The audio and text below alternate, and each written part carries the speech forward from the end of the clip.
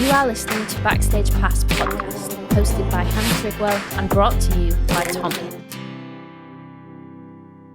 Hello, Ryan Mack. How are you? I'm good, Hannah. How are you? I'm happy to be talking to you. You are an artist and a songwriter. Let's do some quickfire questions. Are you ready? Off the bat, yeah, let's go. Snapchat or TikTok? TikTok. Songwriting or performing? Songwriting. Performing, I don't know. Cats or dogs? Oh, cats. Ah, cool. Yeah, what about you? That really seems to split people down the middle. I'm a cat. I think I'm a cat person. They kind of look after themselves, and Exactly. I like that. That's what I always say. And like, you are in the studio right now today, by the looks of things. Mm-hmm. So you're doing songwriting sessions right now? Yeah, there's only a couple like kind of happening in Ireland right now. A lot of them are Zooms and stuff like that, but like there's a couple you can kind of do in person, and even some like wearing masks, you know, just to kind of keep everyone safe and ready to rock. But they just like feel so much better in person. Like, one of the first people that I saw performing live songs and like doing the whole songwriting behind the scenes stuff on TikTok was you. oh, cool. So I thought it'd be like an interesting episode, because I don't think it's still very the way that you do it in terms of like showing lyrics and songwriting process and stuff. I don't think that that's usual.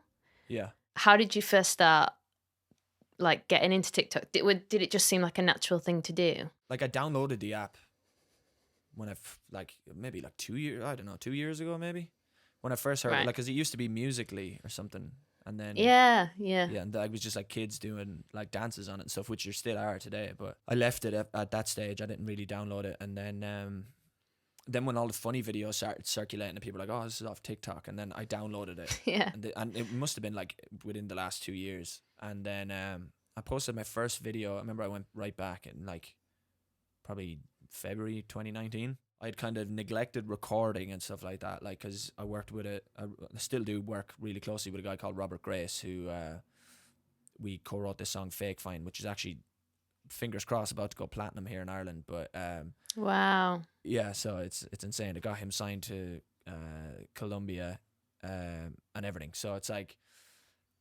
I worked really closely with him, and he was just kind of producing everything. I was learning everything off him, but I would never sit down and put in the time that I knew it needed. So I knew during lockdown, I was like, okay, I've got all the equipment. I just need to actually put in the man hours in front of the computer screen. So that's when I decided I'm going to do a cover a day. I was like, I can do this. Like, all I have to do is record a cover. And that's what I started doing. And I started just posting one cover a day.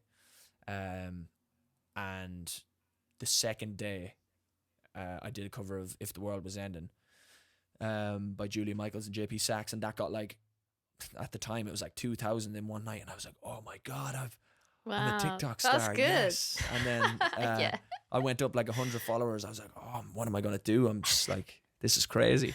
And then the next video I put up just like completely just went under the radar, and then the one after that and the one after that, and they all just kind of like nothing, like would barely get up over like 1,000 views, being up like a week or whatever.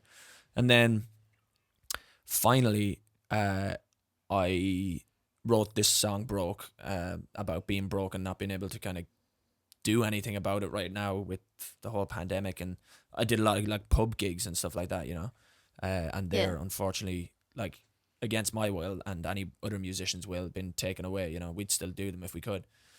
So yeah, I just wrote Broke one night when I wrote it the next morning, but like I sat down and I was like, I need to get a job probably and all this kind of crack. And then the next day I just kind of poured everything into a song, and that's when I uploaded that.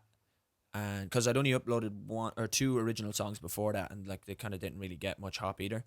But this one kind of just, because I had the story. I'd seen other people's videos being like, I wrote this song about this or whatever, and like they got good traction. So I was just like, this is what I wrote this song about. And it got really good hop. For me, definitely at that time, I think I had like 15,000 views like the next day, and I was like, Jesus, this is insane. Like, and then some girl wrote underneath it saying, maybe get a job. Her name was Alison, and she told me to get a job. Yeah, you never forget, do you? No. Well, you never forget these people. I seen it as an opportunity more so. to kind of like do a little clap back, but also display some songwriting by like all I do is songwrite, and like people seem to be intrigued and kind of like obsessed with the fact of how quick someone and how quick someone could turn around a song, and they get like a live insight to be like, because you know, if me and you wrote a song right now and we release it in a year's time, people don't know the process. They're like, oh, it's just a song when by the time they hear it. But like they've seen the comment, they've seen her comment on it, they've seen me reply to the comment with like the words of like, I was basically like addressing her, being like, you say I should get a job, well I would if this pandemic ever stops. And it was like, people see that in lifetime and they're like, this is like cool, because they don't usually get an insight into it. So yeah, after that then it was just kind of like, that's when my page kind of, what I like to kind of think is it got into the algorithm then. And then after that it was just kind of trying to keep it up. And then I'm not sure what the first video you seen was. It could have been maybe the Charlie Puth one. That was the next one that kind of went big.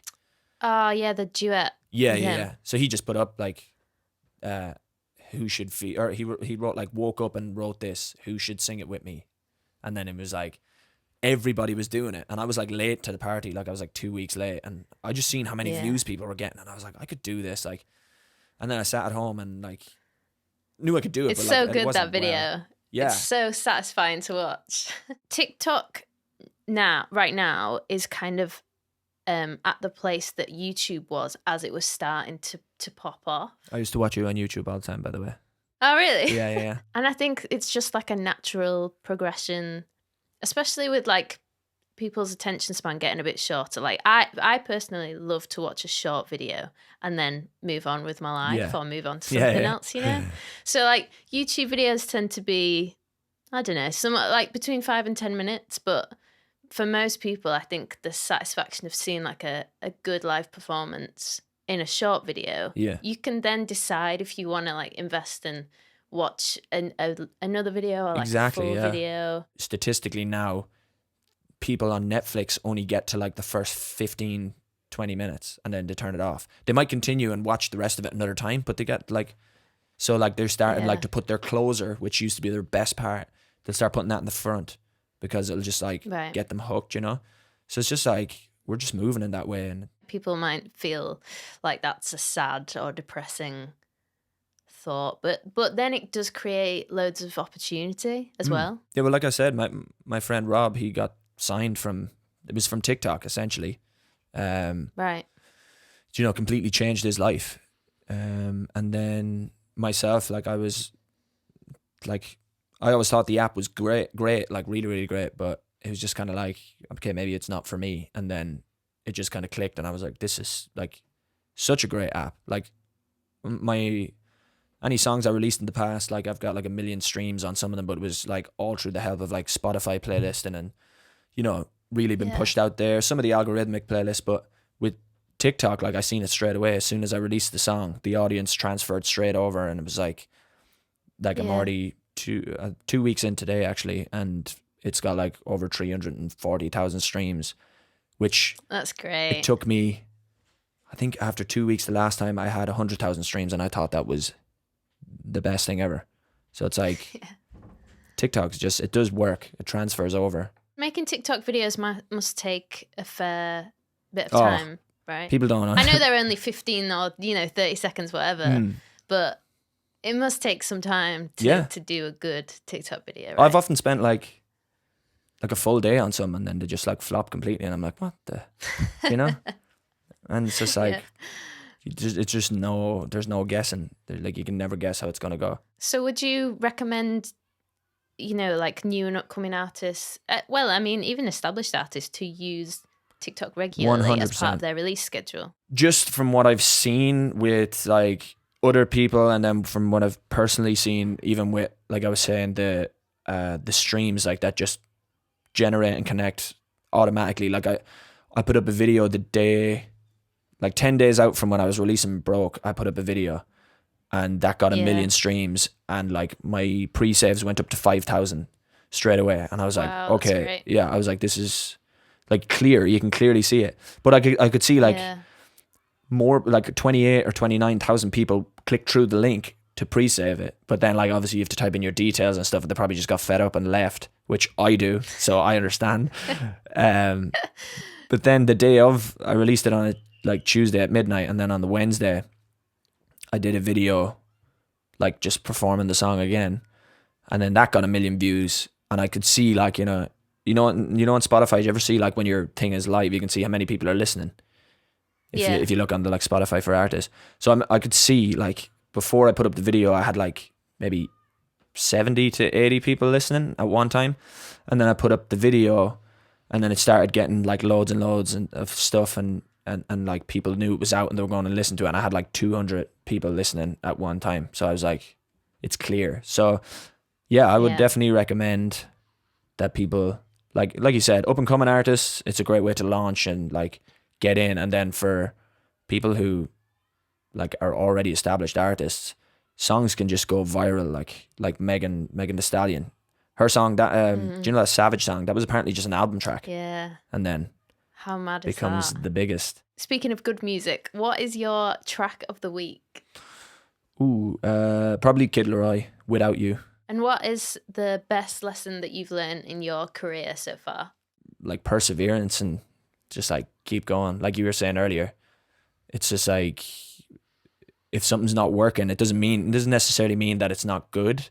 It just might mean that like either there's something just like a little piece missing, or else like timing. Because like I keep bringing it back to my friend Robert. Like I've known him 5 to 7 years, like in around that window.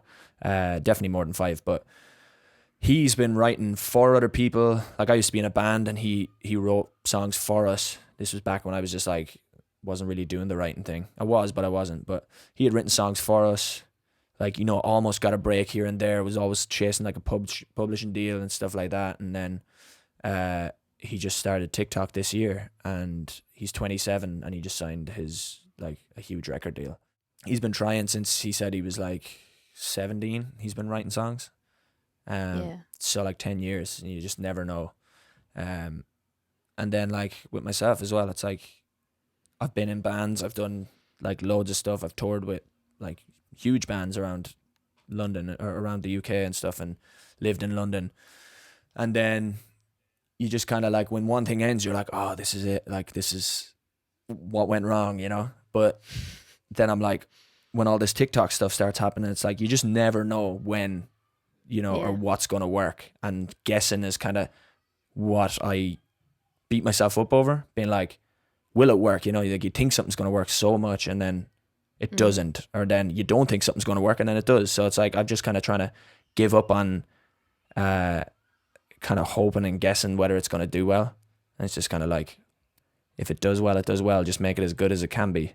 Absolutely. Well, thanks for giving some really great advice. Oh, well. And it's been great to have you on this podcast. Thanks for having me on. Thanks for tuning into this episode. Be sure to hit subscribe and leave a comment to let us know what you think. And I will see you next time on Backstage Pass.